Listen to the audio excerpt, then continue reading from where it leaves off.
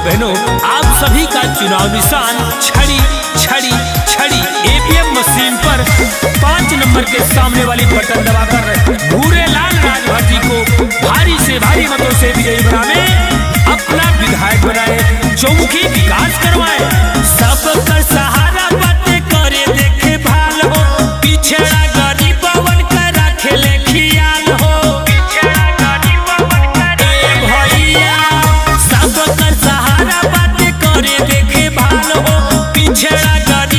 का रखे ले खियाल हो, लागल बा विरोधी बहकावे में ना आना, छड़ी वाली बटन सबको है दबाना। दादा भूल नहीं जाना भूरे लाल को जिताना, दादी भूल नहीं जाना बटन छड़ी का दबाना।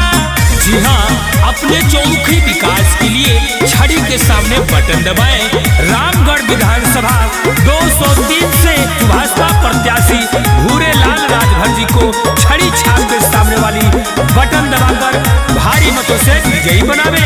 जी हाँ मेरे भाइयों और बहनों, याद रहे 203 रामगढ़ विधानसभा से विधायक पद के प्रत्याशी भूरे लाल राजभर जी को भारी से भारी मतों से विजयी बनावे, अपने क्षेत्र का चौमुखी विकास करवाए। क्षेत्र में सुना जब योजना आई, रोड नाली सब बनी कुछ ना छुटाई।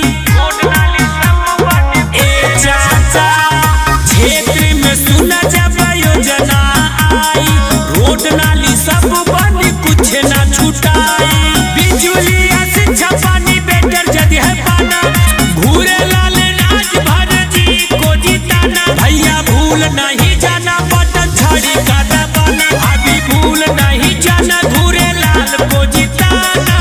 जी हाँ मेरे भाइयों और बहनों, नौजवान साथियों, आप सभी का चुनाव निशान छड़ी छड़ी छड़ी छड़ी के सामने वाली बटन दबाकर भूरे लाल राजभर जी को रामगढ़ विधानसभा से अपना विधायक बनाए। जवन के कैले नहीं कई के देखाई है, कौनो परेशानी होई दौड़ल चली आई है। जवन के कैले नहीं कई के देखाई है, कौनो परेशानी होई दौड़ल चली आई है। अनिल भोजपुरिया कहे साथ है निभाना, भूरे लाल राजभर जी को जिताना। दीदी भूल नहीं जाना बटन छोड़ी का दबाना, बहना भूल नहीं जाना भूरे लाल को जिताना।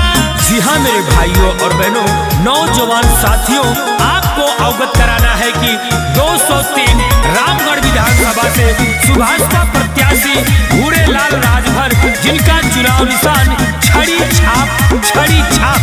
जी हाँ याद रहे, ईवीएम मशीन पर 5वें नंबर पर बटन दबाकर भूरे लाल राजभर जी को अपना विधायक बनाए।